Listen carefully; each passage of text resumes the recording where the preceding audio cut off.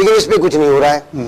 تو اسی طرح سے میں سمجھتا ہوں کہ یہ سب کچھ جو ہے ایک ارینج ہے، کیونکہ برما کے اندر جو کچھ ہو رہا ہے یہ فوج بغیر کسی مدد کے اور بغیر باہر کے آشیرواد کے نہیں ہو سکتا. میں آپ کے توسط سے، اس چینل کے توسط سے بتاؤں کہ کچھ سال پہلے جب کلنٹن یہاں صدر تھا تو اس وقت چین میں کچھ امریکی جو عیسائی راہب تھے یا ان کے پادری تھے وہ گرفتار ہوئے. تو یہاں سے وہ گیا اور انہوں حالانکہ وہ کوئی مذہبی پارٹی بھی نہیں ہے، مذہبی جماعت نہیں ہے، مذہبی ملک نہیں ہے، سیکولرزم ان کا نظریہ ہے، لیکن انہوں نے جو ملاقات کی تھی تو اس میں کہا تھا کہ میں جو ہوں وہ اربوں عیسائیوں کا نمائندہ ہوں اور اس لیے میں آپ کے پاس آیا ہوں. تو میں سمجھتا ہوں کہ وہ تو اپنے سب کچھ کرتے ہیں، ہم بھی اس کے ظلم کے خلاف ہیں، کسی کے ساتھ بھی ہو، عیسائی کے ساتھ ہو، ہندو کے ساتھ ہو، لیکن یہ مسلمانوں کے ساتھ جو کچھ ہو رہا ہے اس پہ ساری دنیا کی خاموشی ہے، مجرمانہ خاموشی ہے. اور یہ روہنگیا کے مسلمان جو ہیں میں ان کی عظمت کو سلام کرتا ہوں کہ اس کے باوجود وہ ڈٹے ہوئے ہیں. اور میں حکومت پاکستان سے مطالبہ کروں گا کہ فوری طور پہ یہ جو اس کو بین الاقوامی سطح پہ اٹھایا جائے، اقوام متحدہ کے سلامتی کونسل میں یا حقوق انسانی کی کمیشن میں اٹھایا جائے، اور یہ جو برما کی ہمارے پاس سفیر ہے اور دیگر ہیں ان کو جو ہے وہ بلا کے احتجاج کیا جائے اور ان کے ساتھ جو ہے سخت سفارتی تعلقات ختم کرنے کا بھی کوشش کی جائے. بالکل، کیوں نہیں کی جا سکتی. ٹھیک ہے. مایوس ایک چیز مجھے پوچھیں، جس طرح اسد بھٹو صاحب نے کہا کہ جی عالمی برادری کو اقوام متحدہ کو جگانا چاہیے، کیا اقوام متحدہ ایسٹ ٹیمور کا جب واقعہ ہوتا ہے تو 15 دن میں وہاں پہ جناب ایک نئی اسٹیٹ بن جاتی ہے، چند عیسائیوں کے لیے ہو جاتا ہے. اچھا، سوڈان کو دیکھا جائے تو سوڈان میں بھی یہی واقعہ ہوتا ہے. جب مسلمان کسی جگہ، کشمیر میں مسلمانوں کا قتل عام جاری ہے، بوسنیا میں قتل عام ہوتا ہے مسلمانوں کا، وہاں سب چپ رہتے ہیں. اگر دیکھا اسرائیل کے ساتھ فلسطین میں جو مسلمانوں کا قتل عام مسلسل جاری ہے، افغانستان میں قتل عام جاری ہے، مسلمانوں کو شہید کیا جا رہا ہے، پھر عراق میں دیکھیں کس طرح قتل عام ہوا ہے. لاکھوں لوگوں کے مسلمانوں کے قتل عام کے بعد وجود اقوام متحدہ کیوں، کیا امریکہ اور یہودیوں کی لونڈی بن چکی ہے؟ کیا اقوام متحدہ اگر نہیں کچھ کر سکتی تو کیا مسلمانوں کو کچھ سوچنا نہیں چاہیے اس پر؟ دیکھیں یہ ایک لالی پاپ ہے، اقوام متحدہ میری نظر میں ایک لالی پاپ ہے جو ہمارے لیے رکھا گیا ہے، اور جہاں ان کے مفادات ہوتے ہیں فرنگیوں کے وہاں وہ استعمال کر لیتے ہیں، جہاں ان کے مفادات نہیں ہوتے وہ لالی پاپ ہمیں دے دیا جاتا ہے کہ جی یہ لالی پاپ ہے. جہاں ان کے مفادات ڈیمیج ہو رہے ہوتے ہیں وہاں وہ ان سے پریشر ڈلوا دیتے ہیں، اور جہاں نہیں ہو رہے ہوتے وہاں وہ خاموش ہو کر بیٹھ جاتے ہیں. میں یہاں پر ایک بریک لوں گا، بریک کے بعد جب واپس آؤں گا تو گفتگو کا سلسلہ یہیں سے شروع کریں گے کہ اقوام متحدہ کا جو اصل کردار ہے وہ اب کیا ختم ہو چکا ہے، اور اگر ختم ہو چکا ہے تو اقوام متحدہ کی دنیا میں ضرورت نہیں رہی، تو پھر کوئی اور پلیٹ فارم ایسا بنانا چاہیے تاکہ مسلمانوں کا جو قتل عام جاری ہے اس وقت مسلمانوں کا اور پوری دنیا کے جو مسائل ہوتے ہیں ان کے حل کے لیے کوئی ایسا پلیٹ فارم ہونا چاہیے. اگر اقوام متحدہ اتنی غیر مؤثر ہو چکی ہے تو ہمیں کوئی دوسرا پلیٹ فارم کی ضرورت ہے یا نہیں ہے. ہمارے ساتھ رہیے. آپ دیکھ رہے ہیں جواب ہم لیں گے میاں طارق کے ساتھ. برما میں مسلمانوں کا قتل عام جاری ہے، پوری دنیا خاموش ہے. اس مجرمانہ خاموشی کو کیا کہیں گے؟ اس مجرمانہ خاموشی پر جب اقوام متحدہ خاموش ہے، OIC خاموش ہے، اور پوری مسلم امہ جو ہے، جو 56 ممالک ہیں مسلمانوں کے، یہ خاموش ہے. مسلمانوں کے پاس وہ طاقت ہے کہ کفر کی کوئی طاقت ان کے سامنے نہیں ٹھہر سکتی. اگر مسلمان ان ممالک کا تیل ہی بند کر دیں تو یہ مسلمانوں کا قتل عام رک سکتا ہے. اگر ایک دھمکی ہی دے دیں مسلمان ممالک تو یقیناً یہ قتل عام بند ہو سکتا ہے. لیکن کیا وجہ ہے کہ مسلمان ابھی تک خاموش کیوں ہیں؟ اقوام متحدہ کیوں غیر مؤثر ہو چکی ہے؟ اس پر بات کر رہے تھے. جی ہمایوں صاحب آپ بتائیے گا کہ اقوام متحدہ اگر غیر مؤثر ہو گئی ہے تو ہمیں کیا کوئی نیا پلیٹ فارم دیکھنا ہوگا یا ہمیں OIC کو مضبوط کر کے مسلم بلاک کو مضبوط کرنا ہوگا؟ دیکھیں میاں صاحب، میں نے جس طرح پہلے کہا کہ وہ ایک صرف لالی پاپ ہے، جہاں ان کے مفادات ہیں وہاں اس کو استعمال کرتے ہیں UN کو، اس کے علاوہ وہ کہیں اور استعمال نہیں ہوتی. جہاں فرنگیوں کے، عیسائیوں کے، یہودیوں کے، بدھسٹ کے جہاں مفادات ہوتے ہیں UN وہاں استعمال ہوتی ہے.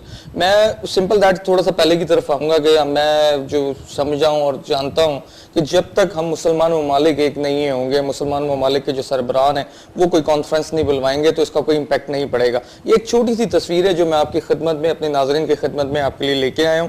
آپ اس میں دیکھ سکتے ہیں ایک شخص نے ہاتھ جوڑے ہوئے ہیں اور اس کے بچے ایک لانچ کے اندر بیٹھے ہوئے ہیں، اور جس میں وہ ہاتھ جوڑ کر اس وقت وہ جو نیوی ہے بنگلہ دیش کی، اس سے ہاتھ جوڑ کر کہہ رہا ہے کہ خدا کے واسطے ہمیں اندر آنے دو ورنہ ہمیں وہ پیچھے مار دیں گے. لیکن بنگلہ دیش کی گورنمنٹ نے ان کو نہیں آنے دیا. جس طرح آپ نے اپنے چینل کے سٹارٹ میں بھی چلایا.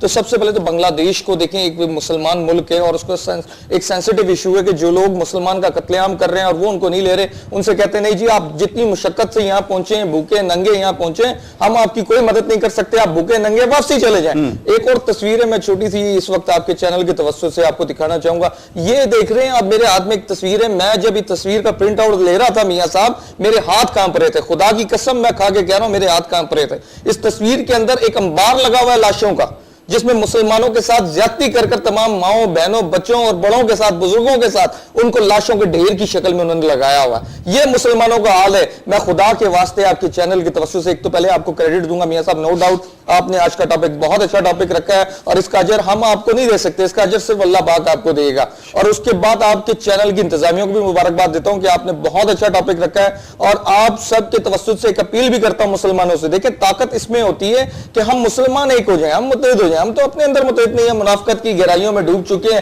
ہر مسلمان اپنے اپنے گھر کو دیکھ رہا ہے اور اپنی منافقت کو دیکھ رہا ہے. تو خدا کے واسطے ہمیں اپنے گھر سے ایک ہونا پڑے گا. دیکھیں یہاں پر ایشو بنا ہوا ہے, لابنگ بن گئی ہے, مہاجر سندھی پنجابی پٹھان بلوچی, یہ چیزیں ختم کرنی ہوں گی, تبھی تو وہ ہمیں کمزور کر فائدہ اٹھا رہا ہے. اگر ہم خود اندر سے کمزور نہیں ہوں گے تو کبھی باہر والا آ کر ہمیں کمزور نہیں کر سکتا. میاں طارق صاحب, اسد بھٹو صاحب, اقبال نے تو کہا تھا ایک ہو مسلم حرم کی پاسبانی کے لیے. کیا وجہ ہے کہ حرم کی پاسبانی کی بات کی جائے, مسلمانوں کا قتل عام اگر ہو رہا ہے تو کیا مسلمانوں کے قتل عام کے لیے مسلمان ایک نہیں ہو سکتے؟ کیا وجہ ہے مسلمانوں کو تقسیم در تقسیم میں کیوں مبتلا کر دیا گیا ہے؟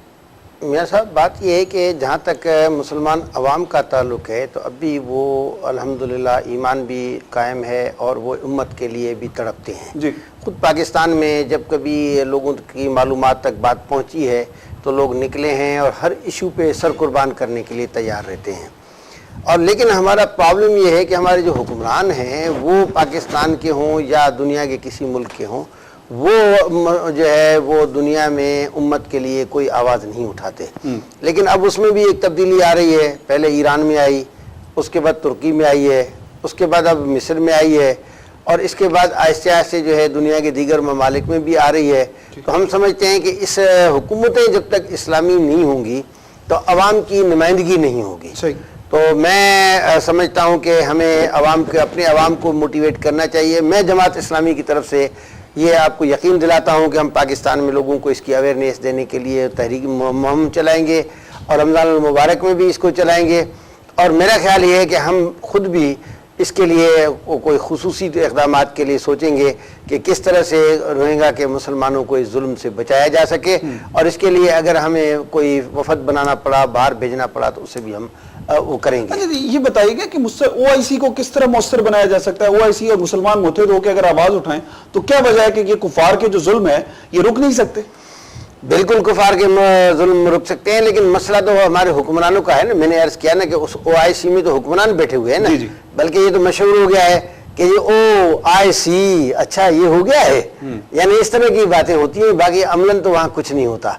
لیکن میں نے جیسے عرض کیا کہ ہم کوشش کریں گے کہ عوام کو اس کو موٹیویٹ کیا جائے, کیونکہ عوامی موٹیویشن کے ذریعے ہم او آئی سی پہ دباؤ ڈالیں گے, اپنے حکمرانوں پہ بھی دباؤ ڈالیں گے. اچھا مائیوں, اب تک کی جو ہم اگر دیکھی جائے میڈیا کی طرف سے, جو میڈیا کا پرسیپشن کہ لوگ کلیئر نہیں کر پا رہے تھے, جس طرح کے ایک نام نہاد جھوٹے پروپیگنڈے کے ذریعے مسلمانوں پر الزامات لگا کر وہاں قتل عام شروع کیا گیا.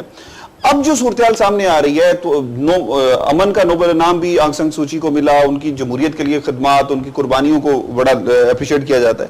کیا وجہ ہے ابھی تک آنگ سان سوچی جو ہے وہ خاموش بیٹھی ہیں مسلمانوں کے قتل پر, جو دیگر وہ وہاں کے لیڈرز ہیں برما کے ہیں وہ خاموش بیٹھے ہیں؟ وجہ کیا ہے اس کی؟ وجہ دیکھیں جی, اس کی وجہ بیسیکلی ہم دیکھیں مسلمان ہیں اور ہمارا ایمان ہے کہ ہماری کتاب کہتی ہے یہودون انصار تمہارے دوست نہیں ہو سکتے, یہ کفار ہمارے دوست نہیں ہو سکتے.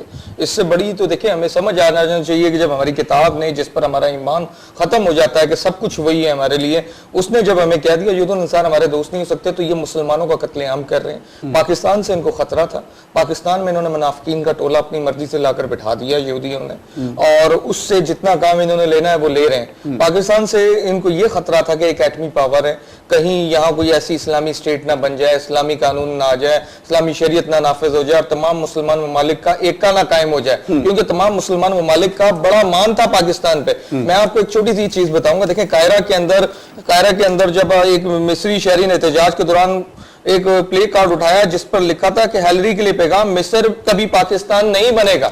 یعنی وہاں پر اب باہر جو اسلامی سٹیٹس ہیں اور وہاں پر یہ دکھایا جا رہا ہے کہ مصر کبھی پاکستان نہیں بنے گا. یعنی پاکستان آج میڈیا پہ ہے کہ ڈالرز ہمیں نہیں چاہیے, ہم پاکستان نہیں ہیں, ہم مصر ہیں. تو یہ انہوں نے جو میسج دیا ہے وہ یقیناً یہ بڑا ایک دیکھیں ہمارے لیے فکر کا میسج ہے. کبھی یہ وقت ہوتا تھا کہ پوری دنیا کے اسلامی ممالک کہتے تھے کہ جی ہماری طاقت پاکستان ہے, اسلامک کنٹری ہماری طاقت پاکستان ہے, بڑا مان ہوتا تھا, سعودیہ کو بھی بڑا مان ہوتا تھا, مڈل ایسٹ کو بھی بڑا مان ہوتا تھا. یعنی آج ہم نے اپنا گراف مسلمان ممالک کے اندر اتنا نیچے گرا لیا ہے امریکہ کی غلامی کرتے ہوئے کہ آج ہم منہ اٹھا کر چلنے کے قابل نہیں. جو بھائی کل تک ہم پر مان کرتے تھے آج وہ کہتے ہیں ہم مصر کبھی پاکستان نہیں بنے گا.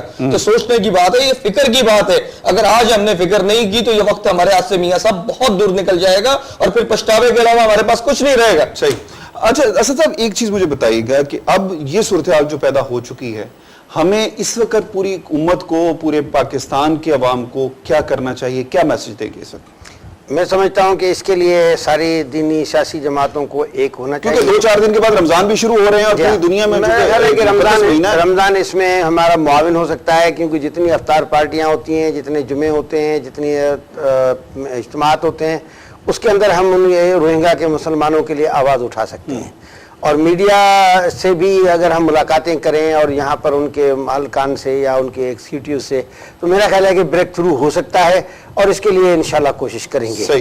لیکن ایک بات میں آپ کو عرض کروں کہ یہ روہنگا کا جو مسئلہ ہے, اس میں ہم بنگلہ دیش سے بھی ضرور مطالبہ کرنا چاہیے کہ وہ اپنی بارڈرز کو کھولیں, اور پاکستان کو بھی اعلان کرنا چاہیے کہ بھئی ہمیں جو ہے روہنگا کے مسلمانوں کو یہاں جگہ دینی چاہیے. جب تک کہ ان کے ممالک میں امن نہیں ہوتا, ان بیچاروں کو ہمیں اپنے ملک کے اندر بسنے کے لیے کوئی راستہ نکالنا چاہیے. کیونکہ دنیا بھر میں مظلوم جتنے بھی ہوتے ہیں ان کے لیے الگ سے ایک قوانین بھی موجود ہیں بین الاقوامی, اور ہم ان کو پناہ دے سکتے ہیں.